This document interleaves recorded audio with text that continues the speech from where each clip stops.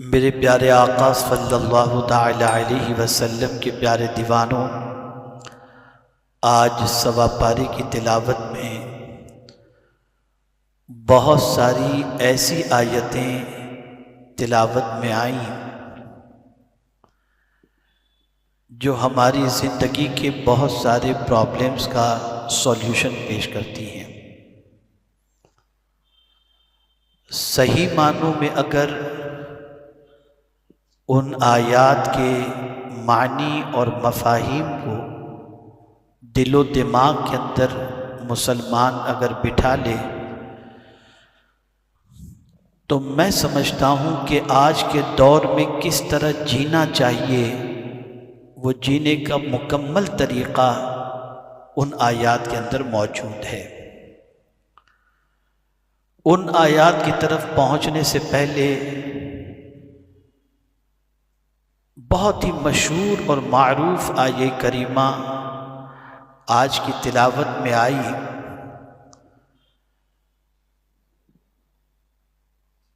جو یہ ہے ان الدین عند اللہ الاسلام، بے شک اللہ کے نزدیک دین اسلام ہی ہے۔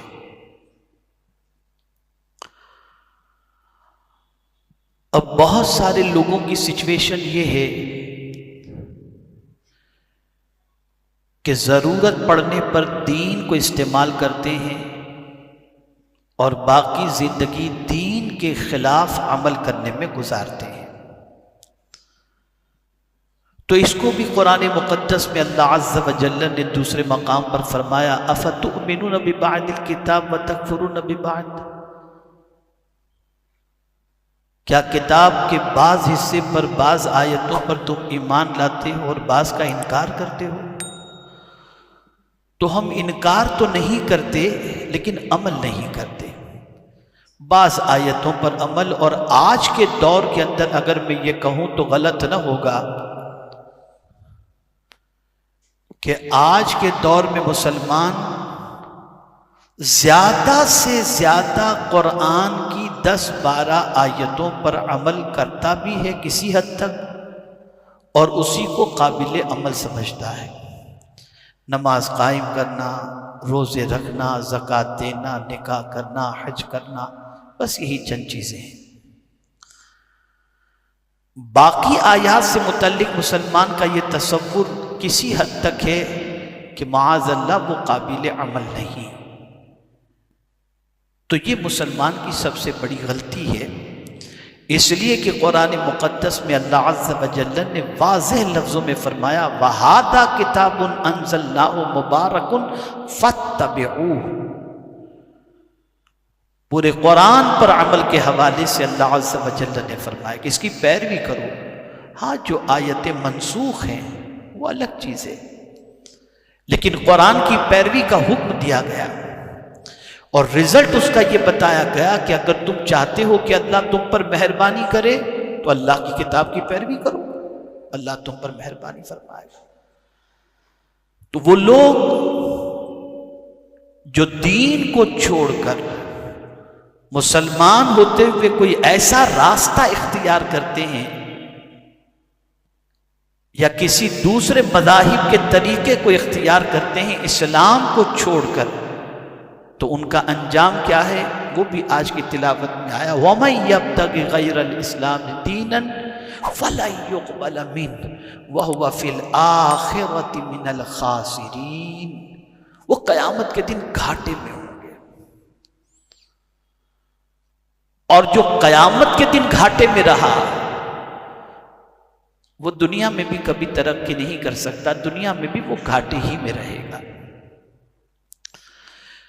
اس لیے فرمایا گیا یا ایھا الذین آمنوا ادخلوا فی السلم کافہ، اے ایمان والو اسلام میں پورے پورے داخل ہو جاؤ۔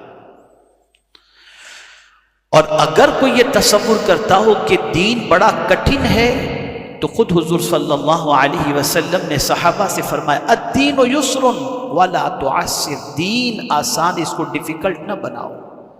تو حضور کا یہ جملہ دین آسان ہے، اس کا مطلب یہ کہ دین ڈیفیکلٹ نہیں ہے، ڈیفیکلٹ ہم بناتے ہیں۔ میں آپ کو مثال کے ذریعے سمجھاؤں، بہت ساری غلط رسومات کو ہم نے دین سے جوڑ دیا، یہ ڈیفیکلٹ ہو گئی، اور ہم نے سمجھا کہ اس کے بغیر چلے گا ہی نہیں۔ مثال کے طور پر میں آپ کو بتاؤں، نکاح رسول رحمت صلی اللہ علیہ وسلم کی سنت مبارکہ ہے، لیکن ہم نے اس کے ساتھ جو رسومات جوڑ دی ہیں، اتنے کھانے، مہندی، ہلدی، ڈانڈیا، اڑگم دڑگم، یہ ساری چیزیں جو جوڑ دی ہیں، یہ وہ ساری چیزیں جس سے ڈیفیکلٹ ہو گیا۔ میں بڑی معذرت کے ساتھ عرض کروں گا، نکاح ڈیفیکلٹ ہو گیا، زنا آسان ہو گیا۔ یہ آج کے دور کی سچویشن ہے۔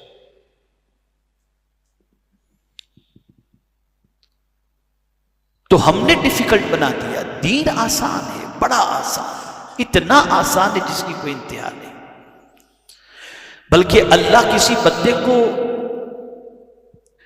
ایسا حکم دیتا ہی نہیں جو اس کی طاقت سے زیادہ ہو۔ لا یکلف اللہ نفسا الا وسعها۔ اسی کے ساتھ آپ دیکھیں، روزہ فرض کیا گیا، فمن شہد منکم الشہر فلیصم، لیکن پھر آگے فرمایا گیا ومن کان منکم مریضا او علی سفر فعدۃ من ایام اخر۔ اگر تم مریض ہو، اگر تم مسافر ہو، تو بعد میں جو ہے وہ دن جو مقرر ہیں جتنے ہوئے ہیں تعداد کے اعتبار سے وہ دن پورے کر لینا۔ یعنی 29 اگر ہوئے ہیں روزے، تو تمہارے جو روزے چھوٹے 29 کے اعتبار سے بعد کے دنوں میں پورے کر لینا، گنتی پوری کر لینا۔ 30 ہوئے ہیں تو باقی جو روزے تمہارے چھوٹے ہیں اس کو بعد میں پورے کر لینا، اگر تم مریض ہو یا مسافر ہو تو دین کتنا آسان ہے۔ میں مثال کے طور پر آپ کو بتاؤں، اگر کوئی بندہ روزہ رکھ کر امریکہ سے چلے تو اس کے لیے دن اتنا لمبا ہوگا جس کی کوئی انتہا نہیں، تو وہ تو روزہ رکھ ہی نہیں سکے گا۔ وہ روزہ رکھے گا تو اس کے لیے ڈیفیکلٹ ہو جائے گا۔ تو قرآن اور دین ہمارا بہت آسان ہے، فلیکسیبل ہے، اس نے چھٹی دے دی، بعد میں دن پورے گنتی کے دن پورے کر لینا، کوئی پرابلم کی بات نہیں۔ اور ہے روزے کتنے؟ ایام معدودات، چند دن، بس اس سے زیادہ تو ہے نہیں۔ اس امت کی پریشانی کا ایک سب سے بڑا سبب یہ ہے کہ خود اس نے دین کو ڈیفیکلٹ سمجھا، اور دین کو ڈیفیکلٹ سمجھ کر فروع کو، مستحبات کو، رسومات کو اس نے فرض کا درجہ دے دیا۔ تو اگر کوئی یہ چاہتا ہے کہ اللہ دنیا اور آخرت میں اسے عزت و سربلندی عطا فرمائے، تو اس کے لیے ضرورت اس امر کی ہے کہ وہ اسلام کے علاوہ کہیں سے اپنی زندگی اور اپنے کام اور اپنے سارے معاملات کے سلسلے میں کچھ بھی اصول نہ لے، جو بھی اصول اسے چاہیے وہ اسلام ہی سے وہ حاصل کرے، اس لیے کہ دین صحیح معنوں میں اسلام ہی ہے۔ ایک آیت کریمہ آئی، قل اللہم مالک الملک تؤتی الملک من تشاء وتنزع الملک ممن تشاء وتعز من تشاء وتذل من تشاء۔ اتنا تو سب جانتے ہیں، لیکن آپ کے دل کی کلی اس وقت کھل جائے گی جب اس جملے کی طرف آئیں، بیدک الخیر۔ تم کہو اے اللہ ملک کے مالک، تو جسے چاہے ملک عطا فرما، جسے چاہے ملک جس سے چاہے چھین لے، تو جسے چاہے عزت عطا فرما، جسے چاہے ذلت عطا فرما، لیکن میرے رب تیرے دست قدرت میں ہے کیا؟ تیری شان کیا ہے؟ تو قرآن کہتا ہے بیدک الخیر۔ اللہ عز و جل اپنے بندوں کے سلسلے میں خیر ہی کا فیصلہ فرماتا ہے۔ اپنے بندوں کا جتنا وہ بھلا چاہتا ہے کوئی دوسرا اتنا بھلا نہیں چاہتا، خیر ہی خیر۔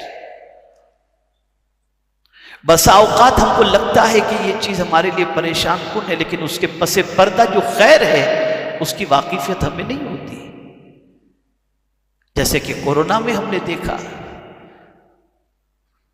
کورونا کے اندر سب سے بڑی چیز یہ ہوئی، اور جس کا افسوس بھی اس وقت تھا آج بھی ہے، کہ مسجد سے روک دیا گیا، مسجد سے لوگوں کو روک دیا گیا۔ اب اس وقت کیا سچویشن ہوئی؟ لوگ گھروں میں تراویح پڑھتے، نماز پڑھتے تو روتے تھے، گھروں میں تراویح پڑھ کر روتے تھے، نماز پڑھ کر کے روتے تھے. ایسا رونا کبھی مسجد میں لوگوں کو ہم نے نہیں دیکھا. اب میرا جملہ ذہن میں رکھیے گا، کورونا کے اندر لوگ مسجد سے تو دور ہو گئے، خدا سے قریب ہو گئے، اور عام دنوں میں مسجد سے قریب تھے، خدا سے دور تھے. عام دنوں میں مسجد سے دور تھے، مسجد سے قریب تھے، خدا سے دور تھے. چلے. لیکن کورونا کے زمانے میں نے وہ بلکتے ہوئے لوگوں کو دیکھا ہے، وہ تڑپتے ہوئے لوگوں کو میں نے دیکھا ہے جس کی کوئی انتہا نہیں. تو بظاہر یہ لگ رہا تھا کہ یہ پابندی، لیکن اس کے پیچھے کیا خیر ہے وہ ہم نہیں جانتے تھے، وہ اللہ ہی بہتر جانے. اس لیے کہ اللہ اپنے بندوں کے سلسلے میں خیر ہی کا فیصلہ فرماتا ہے، خیر ہی کا. بیدک الخیر انک علی کل شیء قدیر. اب سمجھیے گا جو مجھے آج سمجھانا ہے آپ کو. بہت سارے اس وقت تیزی کے ساتھ حالات بدلتے ہوئے نظر آتے ہیں، اور میں نے اضطراب سوشل میڈیا، پرنٹ میڈیا کے اندر مسلمانوں کا دیکھا. پتہ نہیں اب کیا ہوگا، کیسے رہ پائیں گے، نہ جانے کیا کیا سوچ انسان کی بنتی چلی جا رہی ہے. جب ایسی سچویشن ہو تو آج کی آیت نے بڑی عظیم رہنمائی فرمائی.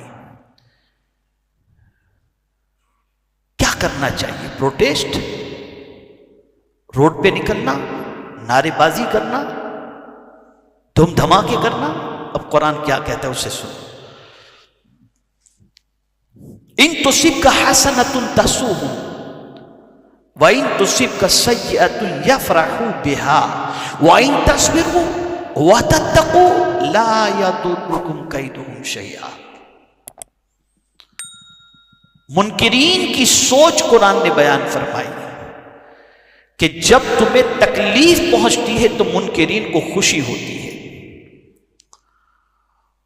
اور جب تمہیں راحت پہنچتی ہے تو منکرین کو تکلیف پہنچتی ہے. تم اچھائی میں ہو، سکون سے ہو تو منکرین کو تکلیف پہنچے گی، اور تم تکلیف میں ہو تو منکرین کو اچھا لگے گا. منکرین کی فطرت ہی یہ ہے کہ تمہیں تکلیف میں گرفتار دیکھ کر کے خوش ہونا. اب ایسی سچویشن ہو تو کیا کرنا چاہیے؟ بس اوقات بہت ساری چیزیں ایسی معاشرے کے اندر لائی جاتی ہیں، ایسے معاملات سامنے آتے جس سے آدمی مشتعل ہو جائے، ایک دم گھبرا جائے، جوش میں آ جائے. تو قرآن نے وہاں پر فرمایا وَإِن تَصْبِرُوا وَتَتَّقُوا لَا يَضُرُّكُمْ كَيْدُهُمْ شَيْئًا. یہ فارمولہ ہے قرآن کا. منکرین کی چال کو اگر ناکام کرنا ہے اور ان کے مکر و فریب سے اگر بچنا ہے تو قرآن کہتا ہے دو چیزیں اختیار کرو. وَإِن تَصْبِرُوا وَتَتَّقُوا. اگر تم نے صبر کیا اور تقوی اختیار کیا، ان کا کوئی پلان کبھی سکسیس ہو ہی نہیں سکتا، تمہیں کوئی تکلیف نہیں پہنچے گی. یہ قرآن کا فیصلہ ہے. تو کرنٹ سچویشن کے اندر ہماری ذمہ داری یہ بن جاتی ہے ہم دامن صبر کو تھامے رکھیں. اور صبر بزدلی کا نام نہیں ہے، صبر طاقت کا نام ہے. اور اگر یہ بزدلی کی بات ہوتی تو کبھی اللہ عز و جل اپنے محبوب صلی اللہ علیہ وسلم سے نہ فرماتا وَاصْبِرْ كَمَا صَبَرَ أُولُو الْعَزْمِ مِنَ الرُّسُلِ. تو یہ قوت والا کام ہے. وَإِن تَصْبِرُوا وَتَتَّقُوا لَا يَضُرُّكُمْ كَيْدُهُمْ شَيْئًا. کوئی بھی چیز تم کو نقصان نہیں پہنچا سکتی، کوئی مکر تمہیں نقصان نہیں پہنچا سکتا. اسی کے ساتھ ساتھ ایک اور مقام پر بھی آ جائے لَتُبْلَوُنَّ فِي أَمْوَالِكُمْ وَأَنفُسِكُمْ وَلَتَسْمَعُنَّ مِنَ الَّذِينَ أُوتُوا الْكِتَابَ مِنْ قَبْلِكُمْ وَمِنَ الَّذِينَ أَشْرَكُوا أَذًى كَثِيرًا وَإِن تَصْبِرُوا وَتَتَّقُوا فَإِنَّ ذَلِكَ مِنْ عَزْمِ الْأُمُورِ. بہت ساری باتیں، یہ مفہوم عرض کر رہا ہوں، بہت ساری باتیں تم سنو گے. تمہیں مال سے آزمایا جائے گا، تمہیں جان سے آزمایا جائے گا، اہل کتاب سے، مشرکین سے. بہت ساری ایسی باتیں تم سنو گے جس سے تم کو تکلیف پہنچے گی، اذیت پہنچے گی. تو اب کیا کرنا چاہیے؟ تو وہاں بھی یہی دو صفت آئی وَإِن تَصْبِرُوا وَتَتَّقُوا فَإِنَّ ذَلِكَ مِنْ عَزْمِ الْأُمُورِ. اگر تم صبر کرو اور تقوی اختیار کرو تو یہ ہمت والے کام ہیں، یہ ہمت والے کام ہیں۔ میرے پیارے آقا صلی اللہ تعالی علیہ وسلم کے پیارے دیوانوں، اسی کے ساتھ میڈیا کا دور چل رہا ہے۔ اگر تھوڑا سا میں بڑھ کر کے کہوں، میڈیا کا مطلب کیا؟ 90% جھوٹ، 90% جھوٹ، یہ میڈیا کا مطلب۔ میڈیا کے پروپیگنڈے کو کس طریقے سے، اس کا بھی سولوشن ہے کہ ایسی سچویشن ہو جب میڈیا کے اندر پروپیگنڈا تمہاری دل آزاری کا کیا جائے تو تمہیں کیا کرنا چاہیے؟ میں آپ کو بتاؤں، غزوہ بدر کے موقع پر رسول رحمت صلی اللہ علیہ وسلم کو اللہ رب العزت جل جلالہ نے جب فتح عطا فرمائی تو ابو سفیان جو ابھی تک اسلام قبول نہیں کیے تھے اور اس جنگ کے اندر وہ تھے منکرین کی طرف سے، تو جاتے جاتے انہوں نے کہا تھا آئندہ سال دیکھ لیں گے، تو سرکار صلی اللہ علیہ وسلم نے اس چیلنج کو قبول کر لیا تھا۔ ٹھیک ہے، اب رسول اعظم صلی اللہ علیہ وسلم نے تیاریاں شروع کر دی۔ ابو سفیان، ان کو پتہ چلا کہ حضور صلی اللہ علیہ وسلم دوسری جنگ کی تیاری کے اندر لگ گئے ہیں، صحابہ پوری تیاری کے اندر ہیں۔ تو مدینہ منورہ سے ایک صاحب مکہ مکرمہ پہنچے تھے، یا شاید مکہ مکرمہ ہی میں وہ تھے، اور ان کو بہت اچھی رقم دی گئی اور کہا گیا کہ تم مدینے جاؤ، اب میڈیا جاؤ مدینہ شریف اور گھر گھر جا کر کے لوگوں سے کہو کہ ابو سفیان نے بہت بڑی فوج تیار کر رکھی ہے، ان کا مقابلہ تم نہیں کر سکتے۔ جبکہ ادھر ڈر تھا ابو سفیان کو کہ کہیں جنگ ہوئی تو ہمارا حال کیا ہوگا، لیکن پروپیگنڈا میڈیا کا، گھر گھر جا کر کے بات کہی گئی۔ اب صحابہ تھے، وہ ایمان بڑا پختہ تھا، بڑا پاورفل ایمان تھا۔ قرآن نے اس کو آج یہ آیت کریمہ آئی، اس کو قرآن نے مینشن کیا۔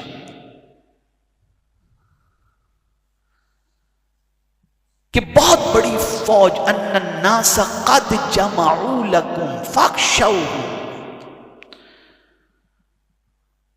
بے شک تمہارے لیے انہوں نے بہت بڑی فوج تیار کر کے رکھی، انسانوں کا جمع غفیر ہے، فاخشوہم، ان سے ڈرو۔ اب یہ میڈیا کا رول تھا، اس وقت پرنٹ میڈیا اور سوشل میڈیا نہیں تھا، ماؤتھ میڈیا تھا۔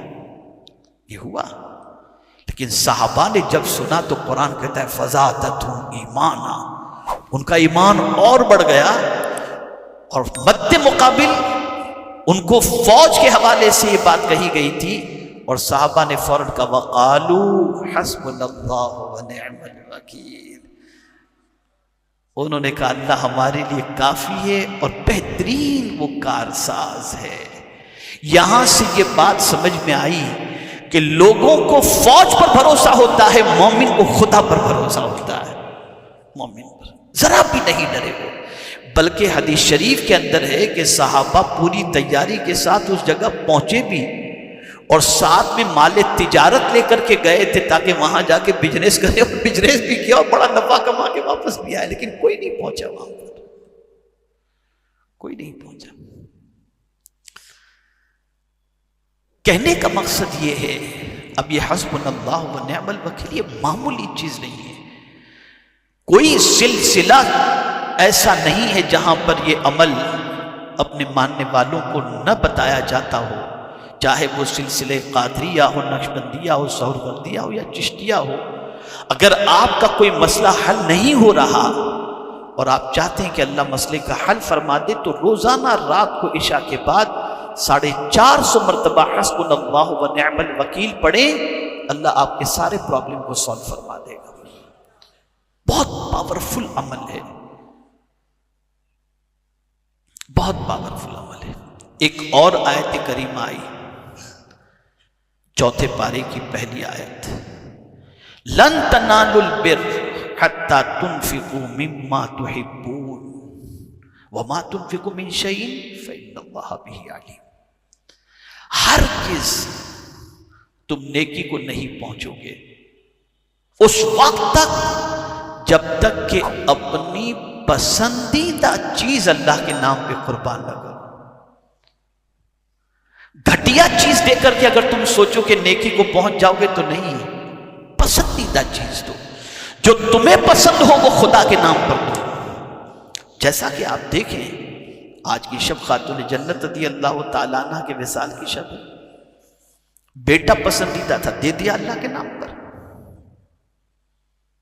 دی قربانی، تیار کیا اس قربانی کے لیے۔ ایسا نہیں کہ خاتون جنت کو معلوم نہیں تھا کہ میرا بیٹا کربلا میں شہید ہوگا، ولادت کے ساتھ ہی شہادت مشہور تھی، لیکن ایک دعا کوئی بتا دے کہ خاتون جنت نے یہ دعا کی ہو کہ اللہ میرے بیٹے کو کربلا کے امتحان سے بچا لینا، نہیں۔ جس بیٹے کو حضور صلی اللہ علیہ وسلم نے بے پناہ پیار دیا، جن کا رونا حضور برداشت نہیں کرتے تھے، خاتون جنت رضی اللہ تعالی عنہ نے اس اپنے چہیتے بیٹے کو تیار کیا میدان کربلا کے لیے۔ اور اب تھوڑا سا اور آگے سمجھا دوں خاتون جنت کی عظمت کو قرآن کی روشنی میں تاکہ آپ سمجھیں۔ بیمار تھے حسنین کریمین، 3 روزے کی نذر مانی انہوں نے، ان سے کہا گیا روزے کی نذر مان لو بیٹے شفایاب ہو جائیں گے۔ 3 روزے کی نذر مانی، گھر میں کچھ نہیں تھا،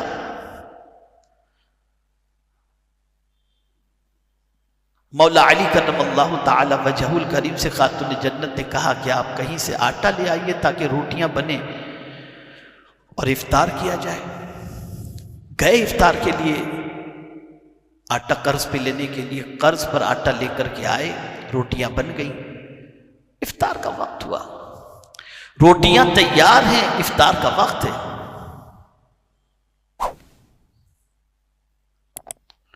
ایسے میں دروازے پر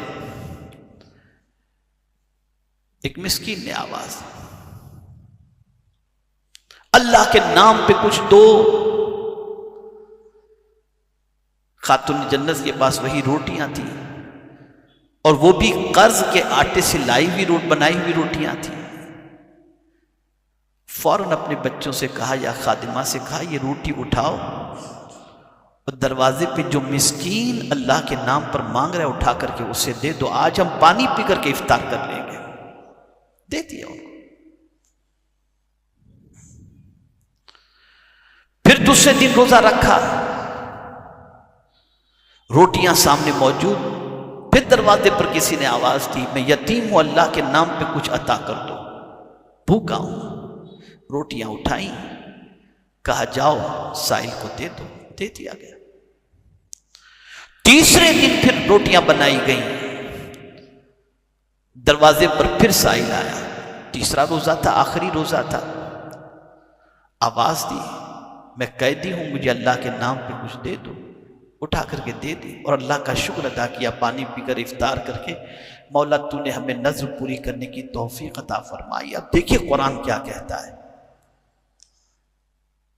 وہ لوگ جنہوں نے ان کے دستے کرم سے روٹیاں کھائیں انہوں نے شکریہ بھی کہا، جزاک اللہ بھی کہا، لیکن قرآن کہتا ہے خاتون جنت رضی اللہ تعالی عنہ کے عمل سے متعلق وَيُطْعِمُونَ الطَّعَامَ عَلَىٰ حُبِّهِ مِسْكِينًا وَيَتِيمًا وَأَسِيرًا إِنَّمَا نُطْعِمُكُمْ لِوَجْهِ اللَّهِ لَا نُرِيدُ مِنْكُمْ جَزَاءً وَلَا شُكُورًا۔ اے یتیم و مسکین و اسیر،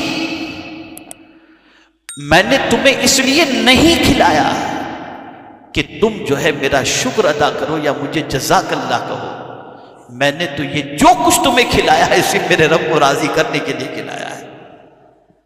اور قرآن کا یہ لفظ ہے کہ وَيُطْعِمُونَ الطَّعَامَ عَلَىٰ حُبِّهِ،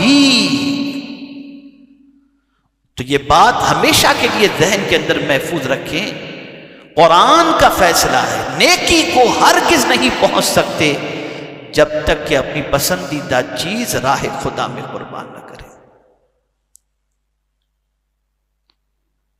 اور یہی وجہ ہے کہ اس آیت کی تفسیر آپ دیکھیں گے تو آپ کی عقل دنگ رہ جائے گی۔ کہ کس طریقے سے اللہ والوں نے اپنی پسندیدہ چیز کو اللہ کے نام پہ قربان کیا. تو آج یہ آیت کریمہ آئی، اور اسی کے ساتھ ساتھ ایک اور آیت کریمہ بھی آئی جو ہمارے مزاج کو درست کرنے کے لیے، ہماری سوچ کو پرفیکٹ کرنے کے لیے. آج پوری دنیا کے اندر رسول رحمت صلی اللہ علیہ وسلم سے محبت کرنے والوں کی ایک بڑی تعداد موجود ہے. غلامان رسول جتنے دنیا کے اندر پائے جائیں گے، اتنے کسی ذات کی محبت میں گرفتار دنیا کے اندر آپ کسی انسان کو نہیں دیکھیں گے. اب یہاں مجھے ایک ایمان تازہ کرنے کے سلسلے میں ایک حدیث یاد آتی ہے. حضرت ثوبان رضی اللہ تعالی عنہ رسول اعظم صلی اللہ تعالی علیہ وسلم کے پاس تشریف فرماتے، اور حضرت ثوبان رضی اللہ تعالیٰ عنہ کے سامنے آقا کریم صلی اللہ علیہ وسلم دعا کر رہے تھے، اے اللہ مجھے میرے احبہ سے ملا دے. کون دعا کر رہا ہے؟ حضور صلی اللہ علیہ وسلم. اے اللہ مجھے میرے احبہ سے ملا دے.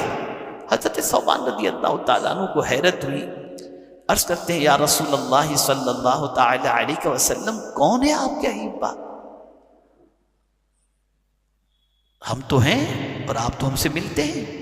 اور سنیے حضور صلی اللہ علیہ وسلم کیا فرماتے ہیں، ثوبان تم میرے پیچھے نماز پڑھتے ہو اور صحابہ میرے پیچھے نماز پڑھتے ہیں، تم نے قرآن اترتے بھی دیکھا، مجھے نماز پڑھتے بھی دیکھا، صبح و شام مجھے دیکھتے ہو، میرے اخلاق دیکھتے ہو، میری عادتیں دیکھتے ہو، میرا سب کچھ تمہاری نگاہوں کے سامنے ہے، اور اس وجہ سے تم محبت کرتے ہو. اب جو تم سوال کر رہے ہو کہ میں نے یہ دعا کہ میرے احبہ سے ملا دے، تو آؤ میں تمہیں بتاتا ہوں میرے احبہ کون ہیں. سرکار صلی اللہ علیہ وسلم فرماتے ہیں قیامت کے قریب مجھ سے ایسے بھی محبت کرنے والے ہوں گے جنہوں نے مجھے دیکھا نہیں، لیکن مجھ پر مر مٹنے کے لیے تیار ہوں گے، مجھ پہ سب نچھاور کرنے کے لیے تیار ہوں گے. وہ ہیں میرے احبہ جن سے ملنے کی میں خود دعا کر رہا ہوں. یہ مقام ہے. اب حضور صلی اللہ تعالی علیہ وسلم سے محبت کیا وجہ ہے؟ آپ بھی چاہتے ہیں کہ لوگ آپ سے محبت کریں، میں بھی چاہتا ہوں لوگ مجھ سے محبت کریں. دنیا کا کوئی انسان نہیں چاہتا کہ لوگ اس سے نفرت کریں، ہر انسان چاہتا ہے کہ لوگ اس سے محبت کریں. قرآن نے ضابطہ عطا کیا کہ اگر آپ دنیا میں دیکھ رہے ہو تم کہ حضور صلی اللہ علیہ وسلم سے لوگ محبت کرتے ہیں، کیا وجہ ہے؟ تو قرآن کہتا ہے فَبِمَا رَحْمَةٍ مِّنَ اللَّهِ لِنْتَ لَهُمْ وَلَوْ كُنْتَ فَظًّا غَلِيظَ الْقَلْبِ لَانفَضُّوا مِنْ حَوْلِكَ. آج کی تلاوت کے اندر یہ آیت بھی آئی. اللہ کی رحمت سے حضور کے بارے میں بتایا جا رہا ہے، اللہ کی رحمت سے تم ان کے لیے نرم دل ہو. اگر تم سخت دل ہوتے تو تمہارے پاس سے یہ چاہنے والوں کا جمگٹا چھٹ جاتا. پتا چلا کہ جس کے اندر نرمی ہوگی لوگ اس سے محبت کریں گے. نرمی ایسی چیز ہے جو ہر خیر کو لاتی ہے. آقا کریم صلی اللہ علیہ وسلم اتنی نرم طبیعت کے تھے، اتنی نرم طبیعت کے تھے جس کی کوئی انتہا نہیں.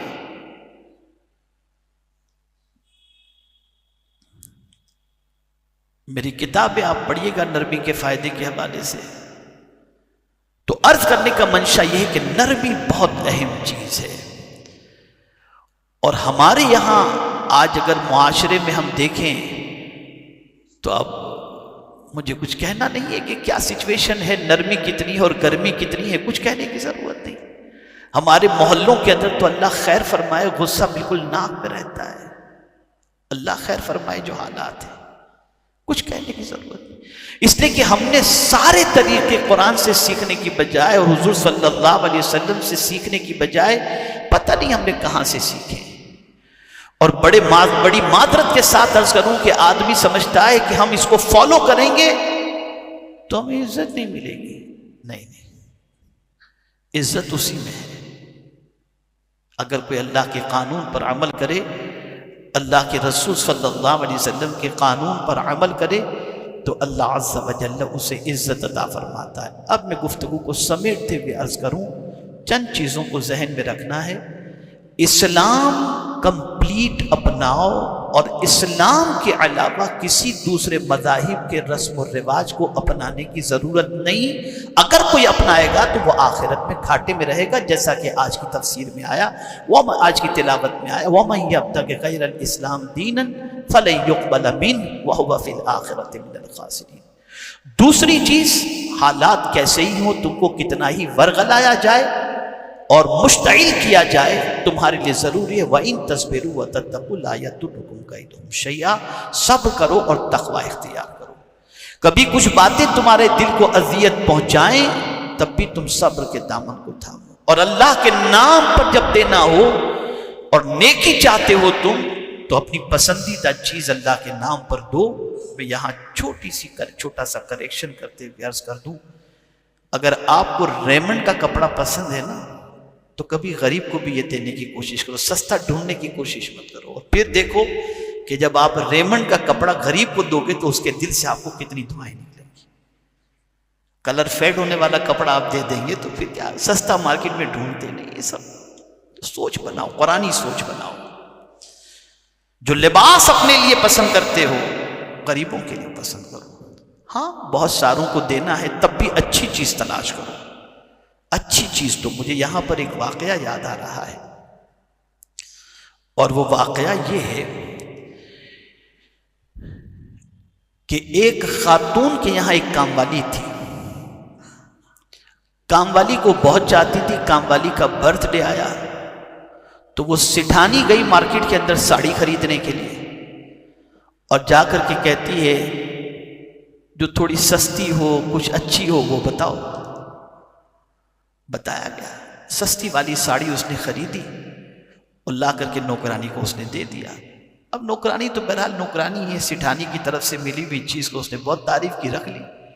اب سٹھانی کا برتھ ڈے آیا تو نوکرانی بڑے شو روم میں جاتی ہے، اچھی والی ساڑی بتاؤ، اور پھر وہ اپنی سٹھانی کے لیے اچھی والی ساڑی لا کر کے دیتی ہے۔ آپ سوچ دیکھیں کہ سٹھانی کی سوچ کتنی بودی ہے اور کام والی کی سوچ کتنی اچھی ہے۔ تو یہ آج آپ مارکیٹ میں دیکھیں گے، میں بالکل بلا کسی اس کے عرض کر رہا ہوں، آپ دیکھ سکتے ہیں اس کو مارکیٹ کے اندر، بالکل آپ دیکھ سکتے ہیں کہ غریب کا دل بہت بڑا نظر آئے گا، اور یہ تجربہ ہے ہم کو، یہ ہمیں تجربہ ہے۔ لیکن بہت زیادہ ہوں گے نا جن کو اللہ نے بول کر دل چھوٹا ہوگا، الا ماشاءاللہ، سب کی بات نہیں کر رہا۔ تو جو آپ کو پسند ہے، قرآن کہتا ہے اگر تم نیکی کو پہنچنا چاہتے ہو تو اپنے کو جو پسند ہے وہ اللہ کے نام پر دو۔ اور اسی کے ساتھ ساتھ آج کے درس قرآن کے اندر یہ بات ذہن میں رکھیں کہ حضور صلی اللہ علیہ وسلم کی محبت میں جو لوگ گرفتار تھے، اس کی ایک سب سے بڑی وجہ یہ تھی کہ حضور کی طرف سے ان کو پیار ملتا تھا، حضور کی طرف سے ان کو نرمی ملتی تھی۔ نتیجتاً اللہ تعالیٰ نے اس نرمی کے عوض کے اندر لوگوں کے دلوں کے اندر حضور کی محبت پیدا فرما دی، اور حضور صلی اللہ علیہ وسلم کی طرف سے ملنے والے پیار کے عوض کے اندر آقا کریم صلی اللہ علیہ وسلم کی محبت کا چراغ لوگوں کے سینوں میں روشن ہوا۔ اور یہ پیار بانٹنے کے اندر کوئی سامنے سے کچھ ریورٹ لینے والی پوزیشن نہیں تھی کہ پیار ان کو دوں گا، نرمی سے پیش آؤں گا تو یہ مجھے کچھ دیں، خدا کی قسم بالکل نہیں۔ دینا ہی مقصد تھا، لینا کچھ مقصد نہیں تھا۔ حضور دینے ہی کے لیے آئے تھے، دینے ہی کے لیے آئے تھے۔ اسی لیے قرآن کہتا ہے وَمَا آتَاكُمُ الرَّسُولُ فَخُذُوهُ، جو رسول دیں اسے لے لو، اور حضور سے کہا جا رہا ہے وَأَمَّا السَّائِلَ فَلَا تَنْهَرْ، حضور دینے کے لیے آئے۔ تو میرے پیارے آقا صلی اللہ علیہ وسلم کے پیارے دیوانوں، آیات تو بہت ساری ایسی آئیں کہ جن پر تفصیلی گفتگو کی جانی چاہیے، لیکن میں نے مختصراً چند آیتوں کو آپ کے سامنے اور اس کے مفہوم کو آپ کے سامنے پیش کیا۔ تو ایک بات ان کے حوالے سے کہہ دوں کہ ان کو بتول کہا جاتا ہے، زہرا بتول۔ بتول کے معنی کیا ہوتا ہے جانتے ہیں آپ؟ سب سے کٹ کر رہنے والے کو بتول کہتے ہیں۔ وَاذْكُرِ اسْمَ رَبِّكَ وَتَبَتَّلْ إِلَيْهِ تَبْتِيلًا،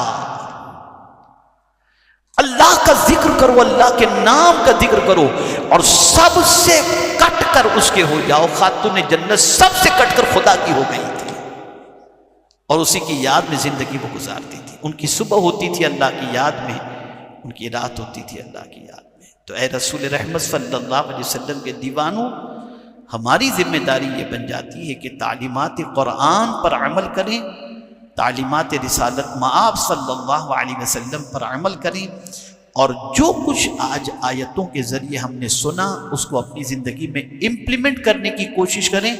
رزلٹ وہی ہوگا جو میرے کریم نے فرما دیا ہے۔ اللہ تعالیٰ مجھے آپ کو سب کو توفیق نصیب فرمائے، خاتون جنت رضی اللہ تعالیٰ عنہ کے فیضان سے مالا مال فرمائے، اور پروردگار ان کے درجات کو بلند فرمائے، اور انہوں نے جس طریقے سے اپنی اولاد کی پرورش فرمائی اس کا صدقہ ہمیں بھی عطا فرمائے، اور آج پوری دنیا میں موجود خواتین کو خاتون جنت رضی اللہ تعالیٰ عنہ کے نقش قدم پر چلنے کی توفیق نصیب فرمائے، اور ہم سب کو بھی ان کے تقوی طہارت کا صدقہ عطا فرمائے۔ وصلی اللہ تعالیٰ علی خیر خلقہ ونور عرشہ سیدنا و مولانا محمد وآلہ وصحبہ اجمعین برحمتک یا ارحم الراحمین۔ وما علینا الا البلاغ المبین۔ السلام علیکم ورحمۃ اللہ وبرکاتہ۔